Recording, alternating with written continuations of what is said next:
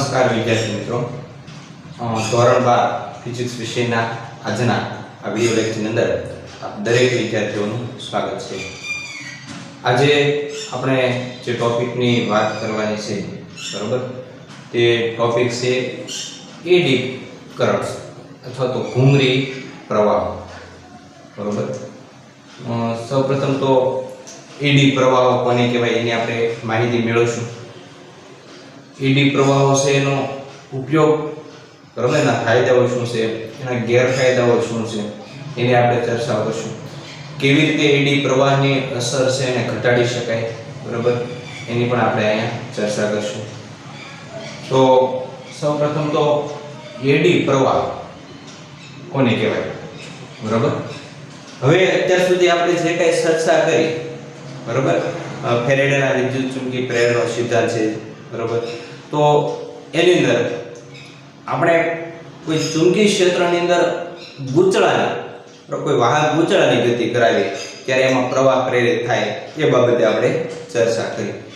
હવે કોઈ વાહક ટુકડો રાખવામાં આવે તો ગૂંચળાની જગ્યાએ કોઈ ધાતુનો અથવા તો સુવાહક ટુકડો એની જો ગતિ કરાવવામાં આવે તો એની અંદર પણ વિદ્યુત પ્રવાહ પ્રેરિત થતો હોય છે, અને એ જે વિદ્યુત પ્રવાહ પ્રેરિત થાય છે બરાબર, એ વમળ અથવા તો ઘૂમરી આકારનો હોય છે। એટલા માટે તે એ જે પ્રવાહ પ્રેરિત થાય છે એને એડી પ્રવાહ અથવા તો ઘૂમરી પ્રવાહો પણ કહેવામાં આવે છે બરાબર, જેનું અવલોકન છે સૌપ્રથમ વૈજ્ઞાનિક ફુકો નામના વૈજ્ઞાનિકે કર્યું હતું। ભૌતિકશાસ્ત્રી ફુકો નામનું જે વૈજ્ઞાનિક છે એમણે આ એડી પ્રવાહનું અવલોકન કર્યું બરાબર। ભૌતિકશાસ્ત્રી તેનું નામ છે ફુકો।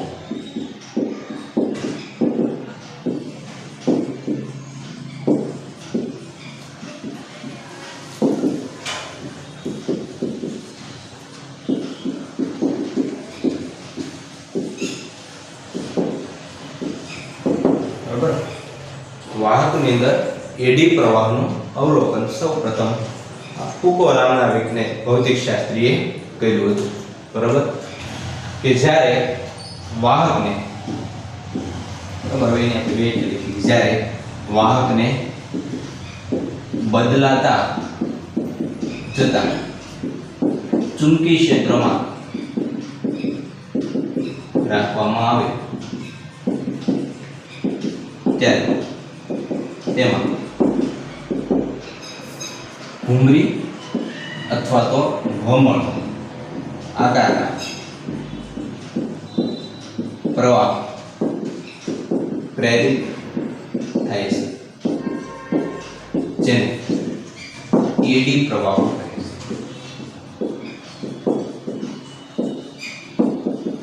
બરાબર। એડી પ્રવાહ કોને કહેવામાં આવે છે?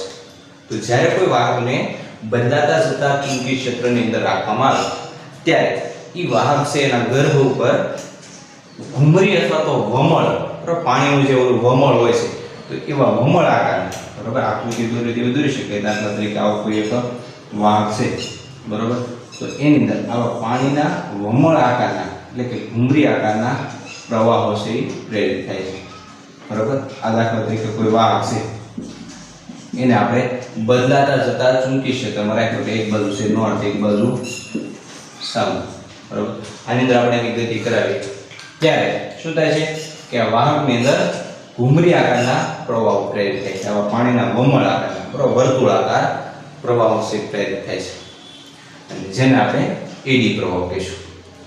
હવે આ એડી પ્રવાહ છે બરાબર, એની માટે એને સમજવા માટે આપણે અવલોકન છે પ્રયોગ જોઈએ બરાબર।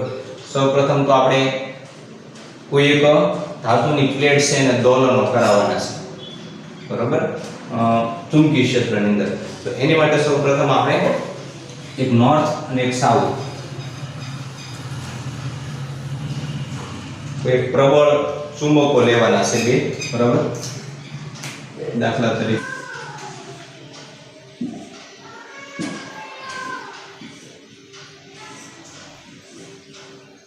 આ નોર્થ ધ્રુવ છે બરાબર, અને સામે આપણે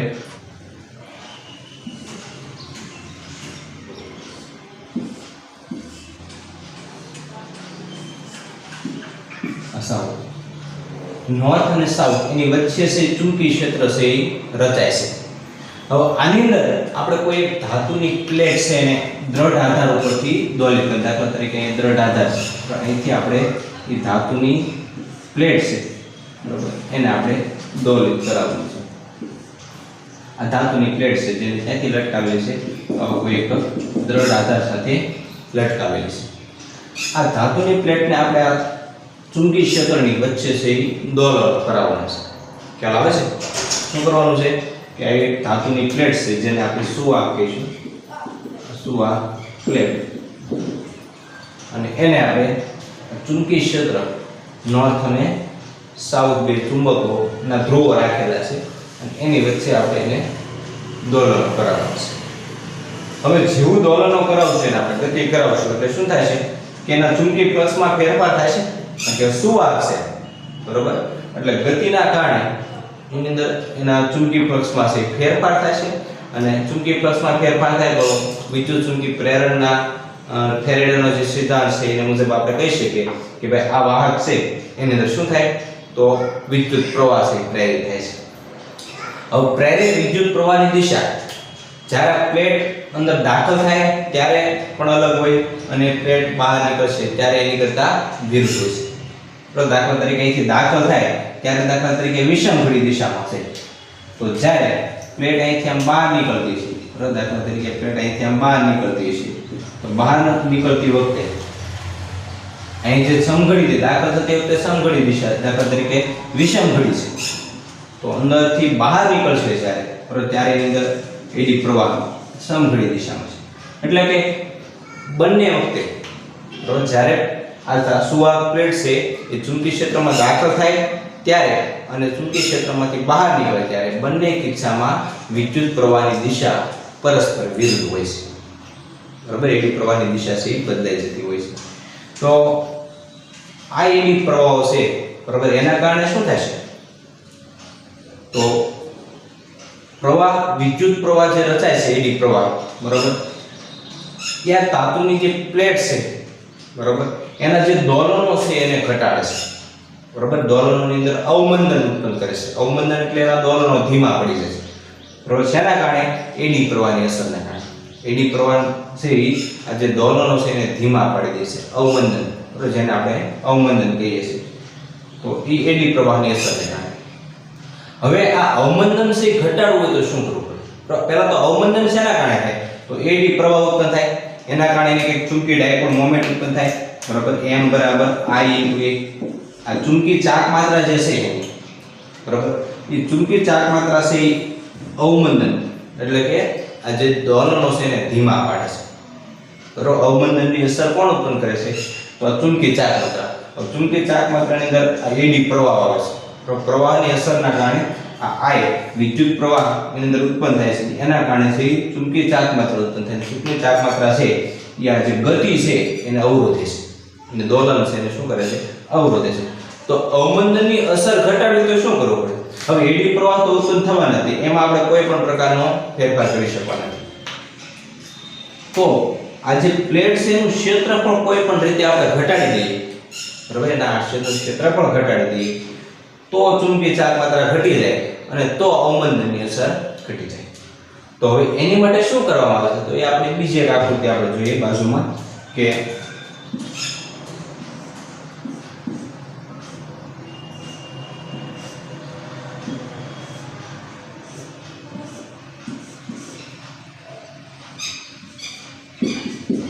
અવમંદનની અસર ઘટાડવા માટે આજે ધાતુની પ્લેટ આપણે લીધી બરાબર, દ્રઢ આધાર સાથે લટકાવેલી જે ધાતુની પ્લેટ છે તો એના આડછેદનું ક્ષેત્રફળ ઘટાડી દેવામાં આવે છે. હવે ઘટાડીને એટલે કે પ્લેટને નાની બનાવીને નહીં બરાબર. કઈ રીતે ઘટાડે તો ઘટાડવાના ઘણા બધા ઉપાય છે. એમાંનો એક ઉપાય છે કે આ જે ધાતુની પ્લેટ છે એની અંદર આવા ખાંચાઓ રાખવામાં આવે છે. શું રાખવામાં આવે તો આવા ખાંચાઓ રાખવામાં આવે. તો ખાંચાઓ રાખશો એટલે તમે જો કે આ ખાંચા જેટલા ભાગનું ક્ષેત્રફળ એમાંથી ઘટી જવાનું ખ્યાલ આવે છે. અહીંયા જે ધાતુની પ્લેટ હતી એની અંદર આવા ખાંચાઓ પાડી દેવામાં આવે જેના કારણે આ આડછેદનું ક્ષેત્રફળ છે ઓછું થઈ જાય છે બરાબર. જે આપણે વાહક લીધો એ વાહકના આડછેદનું ક્ષેત્રફળ ઘટી જાય અને આડછેદનું ક્ષેત્રફળ ઘટી જાય એટલે ચુંબકીય ચાક માત્રા ઘટી જાય.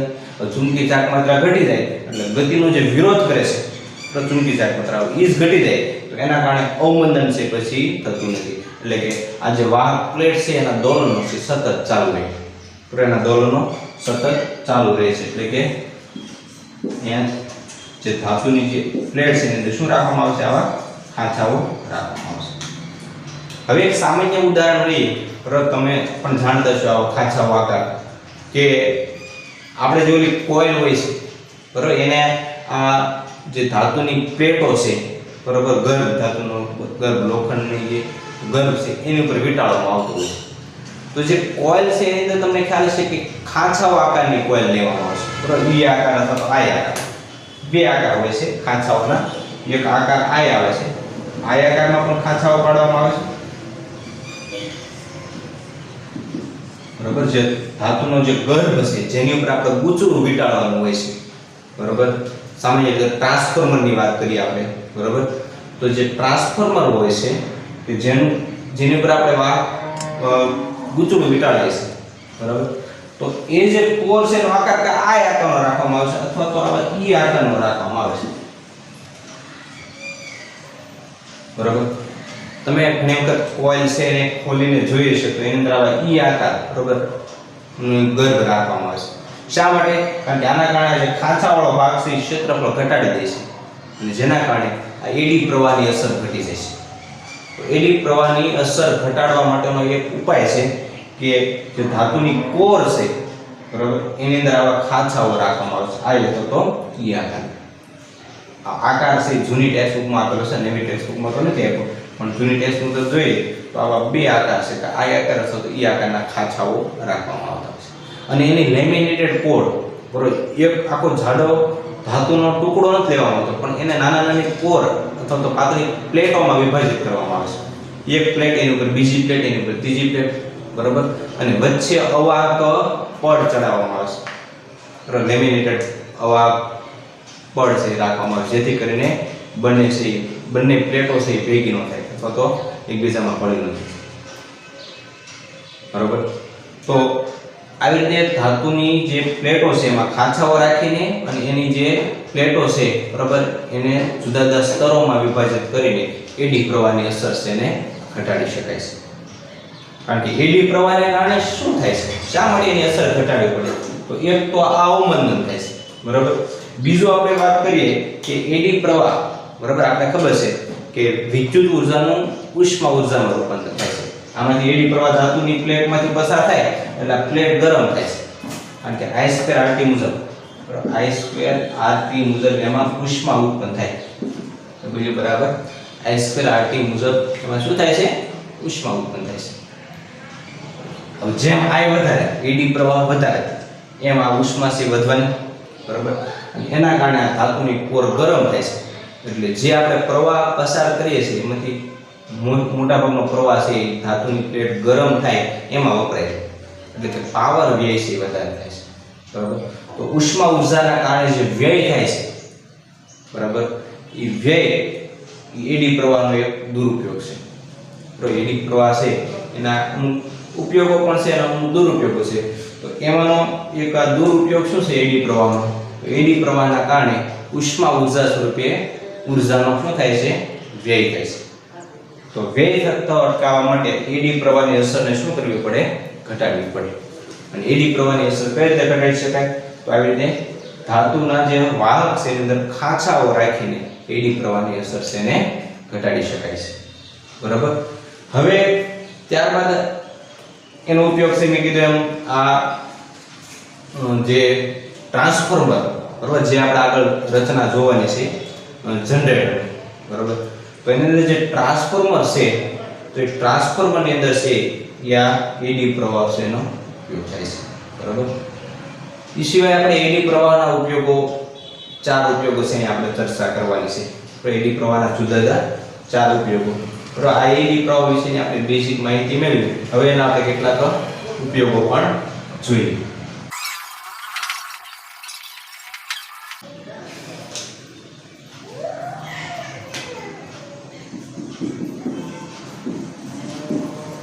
એડી પ્રવાહોના ઉપયોગો તો એડી પ્રવાહના ચાર ઉપયોગો છે આપણે અહીંયા જોવાના છે, બરાબર. એમાંથી સૌપ્રથમ પહેલો ઉપયોગ છે ટ્રેનમાં મેગ્નેટિક બ્રેકિંગમાં, બરાબર. ચુંબકથી જે ઓલી ચાલતી ટ્રેન છે જેને મેગવેલ ટ્રેન આપણે કહીએ છીએ, તો એ મેગ્નેટથી ચાલતી જે ટ્રેન છે, તો ચુંબકી ટ્રેન, તો એની અંદર આ એડી પ્રવાહનો ઉપયોગ થાય છે. કઈ રીતે એનો ઉપયોગ થાય છે? તો જે ચુંબકથી ચાલતી ટ્રેન જે છે, બરાબર, હવે આ ટ્રેનની અંદર પાટાની ઉપર છે વિદ્યુત ચુંબકો છે આવેલા હોય છે, બરાબર. અને એ વિદ્યુત ચુંબકોના કારણે જે પ્રેરિત એડી પ્રવાહો છે, એડી પ્રવાહો છે એ આ જે ટ્રેનની ગતિ છે, બરાબર, એનો શું કરશે? વિરોધ કરશે. એડી પ્રવાહો છે ટ્રેનની ગતિનો વિરોધ કરશે અને ટ્રેન છે એને ઝટકા વગરની બ્રેક છે આપશે. તો ઝટકા વગરની બ્રેક લાગે છે એના કારણે, કારણ કે એડી પ્રવાહો છે, બરાબર, એ ગતિનો શું કરશે? વિરોધ કરશે. ટ્રેનની ગતિ છે એને ધીમી પાડશે, એનો વિરોધ કરે છે અને એના કારણે જે ટ્રેન છે એને બ્રેક લાગે છે અથવા તો ટ્રેન છે ઊભી રહે છે. તો આ મેગ્નેટથી ચાલતી ટ્રેન છે, તો એની અંદર પણ એડી પ્રવાહનો ઉપયોગ થાય છે. ત્યારબાદ બીજો ઉપયોગ આપણે જોઈએ તો એ ઉપયોગ છે વિદ્યુત ચુંબકીય અવમંદન. વિદ્યુત ચુંબકીય અવમંદન, બરાબર. વિદ્યુત ચુંબકીય અવમંદન એટલે શું? અવમંદન એટલે ધીમું પાડવું, બરાબર.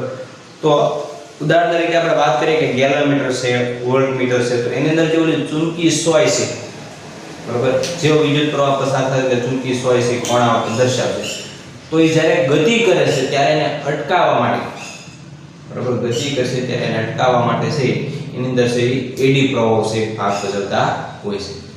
તો એ અવમંદન માટે, બરાબર, ચુંબકીય સોય હોય, એ પછી વોલ્ટમીટર હોય કે ગેલોમીટર હોય કે એમીટર હોય, બરાબર, તો એની અંદર જે એની ગતિ છે, બરાબર, કોણાવર્તન વખતે જે એની ગતિ થાય છે એને ગતિ અટકાવવા માટે છે એ એડી પ્રવાહો એની અંદર, બરાબર, લેમિનેટેડ કોર આવેલો હોય છે, લોખંડનો ગર્ભ આવેલો હોય છે અને એમાં જે એડી પ્રવાહ ઉત્પન્ન થાય છે એ આ જે કોણાવર્તન દર્શક જે કાંટો છે એની ગતિને શું કરાવે છે? અટકાવે છે.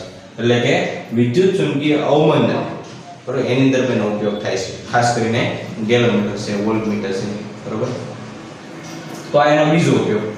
ત્યારબાદ ત્રીજો ઉપયોગ એનો આપણે જોઈએ તો ત્રીજો ઉપયોગ છે પ્રેરણ ભઠ્ઠી. તો પ્રેરણ ભઠ્ઠી એટલે કે ઓલી જે લોખંડને પીગાળવા માટેની જે ભઠ્ઠીઓ આવેલી છે, બરાબર, મોટી મોટી ફેક્ટરીઓ, તમે ઘણા મોટા મોટા સિટીમાં જશો તો અહીંયા ખૂબ જ મોટી મોટી છે એ ભઠ્ઠીઓ આવેલી હોય છે. તો અહીંયા ખૂબ જ ઊંચું તાપમાન ઉત્પન્ન કરવામાં આવે છે અને આ લોખંડને પીગાળવામાં આવતું હોય છે. તો એ લોખંડને પીગાળવા માટેની જે ભઠ્ઠી, બરાબર, લોખંડ કે કોઈ પણ બીજી ધાતુ હોય, ટૂંકમાં ધાતુને પીગાળવા માટેની જે ભઠ્ઠી જેને આપણે પ્રેરણ ભઠ્ઠી કહીએ છીએ, તો આ પ્રેરણ ભઠ્ઠીની અંદર પણ એડી પ્રવાહનો ઉપયોગ થાય છે. કઈ રીતે? તો એની અંદર ખૂબ જ ઊંચું તાપમાન ઉત્પન્ન કરવામાં આવે છે, કારણ કે લોખંડ કે કોઈ બીજી ધાતુને પીગાળવું હોય તો તાપમાન ખૂબ જ ઊંચું લઈ જવું પડે. સામાન્ય તાપમાને છે લોખંડ પીગળી શકે નહીં. તો એ તાપમાન ઊંચું કઈ રીતે લઈ જવાય? તો અંદર એડી પ્રવાહો, જે ધાતુઓ છે એની અંદર એડી પ્રવાહ ઉત્પન્ન કરવામાં આવે છે. એ એડી પ્રવાહ છે આપણે ખબર છે કે વિદ્યુત ઉર્જાનું રૂપાંતર શેમાં કરે છે? ઉષ્મા ઉર્જામાં કરે છે. એના કારણે ખૂબ જ ઊંચું તાપમાન આપણે લઈ જઈ શકીએ છીએ અને જે આ જે ધાતુઓ છે એને શું કરી શકે છે? તો પીગાળી શકે છે. તો એ વિદ્યુત પ્રેરણ ભઠ્ઠી જે છે એની અંદર પણ આ એડી પ્રવાહો છે એનો ઉપયોગ થાય છે. ત્યારબાદ ચોથો એનો કોઈ ઉપયોગ હોય, બરોબર, તો એ છે electric power meter. Electric power meter એટલે આપણે ઘરે જે મીટર હોય છે, બરાબર, વિદ્યુત બિલ અથવા તો લાઇટ બિલ જે આપણે આવે છે તો એના જે મીટર છે, તો એ મીટરની અંદર પણ આ એડી પ્રવાહનો ઉપયોગ થાય છે. જો કે હાલમાં તો જે બધા મીટર આવ્યા છે, બરાબર, એ તો ઇલેક્ટ્રોનિક મીટર બધા આવી ગયા છે, બરાબર, આધુનિક. પણ જે પહેલા જે મીટર આવતા, બરાબર, જેમ ઓલી ધાતુની સળગતી તકતી આમ ફરતી હોય, તમને બધાને ખ્યાલ હશે, તો જે ધાતુની સળગતી તકતી ફરતી હોય છે બરાબર. તો એ શાના કારણે ફરે છે? તો એ એડી પ્રવાહની અસરના કારણે જે ધાતુની તકતી છે સતત ફરતી રહે છે. જેટલો આપણે પાવર વાપરીએ તો એ પ્રમાણમાં છે ફરતી રહે છે. તમને ખ્યાલ હશે કે ધાતુની સળગતી તકતી છે એની વચ્ચે કંઈક રાખી દો એટલે અટકી જાય એટલે બિલ નો આવે. પણ આવા ઘણા અખતરા કર્યા છે. તો આ જે સળગતી તકતી છે એને ગતિ કરાવવા માટે, બરોબર, પાવર મીટર, ઇલેક્ટ્રિક પાવર મીટરની અંદર જે સળગતી તકતી છે એને ગતિ કરાવવા માટે શાનો ઉપયોગ થાય છે? તો આ એડી પ્રવાહોને કારણે એ ગતિ કરતી હોય છે. તો આ ચારે ચાર છે એડી પ્રવાહના ઉપયોગો છે. મેં કીધું એમ એડી પ્રવાહ ઉપયોગી પણ છે અને દુરુપયોગી પણ છે, બરોબર. દુરુપયોગી કઈ રીતે? તો એડી પ્રવાહની અસરના કારણે ઉષ્મા ઊર્જા સ્વરૂપે પાવરનો વ્યય થાય છે, બરોબર. પાવર છે વ્યય પામે છે. તો એ એક એનો દુરુપયોગ છે. બીજું કે અવમંદન છે વધારે છે, એના કારણે અવમંદનની અસર પણ ઉત્પન્ન થાય છે, બરોબર. તો એના દુરુપયોગો છે. પણ એના ઉપયોગોમાં શું આવશે? તો ઉપયોગમાં આપણે જે ચાર ઉપયોગો જોઈએ, બરોબર, ટ્રેનમાં મેગ્નેટિક બ્રેકિંગની અંદર, પછી વિદ્યુત ચુંબકીય અવમંદનની અંદર, ત્યારબાદ પ્રેરણ ભઠ્ઠીની અંદર, અને ચોથું છે ઇલેક્ટ્રિક પાવર મીટરની અંદર, બરોબર. પછી એડી પ્રવાહોની અસર ઘટાડવી હોય તો એનો ઉપાય, તો એની માટે આપણે ઉપાય પણ જોયો કે જે વાહક રાખવામાં આવે છે, બરોબર, વાહકની અંદર ખાંચાઓ પાડી દેવામાં આવે છે જેથી કરીને ક્ષેત્રફળ ઘટી જાય અને ચુંબકી ચાકમાત્રા જે વિરોધ કરે છે, બરોબર, વાહકની ગતિનો, એ ચુંબકી ચાકમાત્રા ઘટી જાય એના કારણે એડી પ્રવાહની અસર ઘટી જાય છે. તો આ એક એડી પ્રવાહની અસર ઘટાડવા માટેનો ઉપાય છે, બરોબર. તો એટલી બેઝિક વાત છે આપણે એડી પ્રવાહો વિશે યાદ રાખવાની છે. આમાંથી ઘણી બધી થિયોરેટિકલ પ્રશ્નો પણ આવી શકે, બરોબર. એડી પ્રવાહ છે, બરોબર, એ કઈ રીતે ઉત્પન્ન થાય છે? એડી પ્રવાહની અસર ઘટાડવી તો શું કરવું પડે? હવે એડી પ્રવાહનો ઉપયોગ શું છે, દુરુપયોગ શું છે? તો એટલી બાબત છે આપણે યાદ રાખશું. ચલો આજના વિડિયો લેક્ચરમાં મિત્રો આટલે સુધી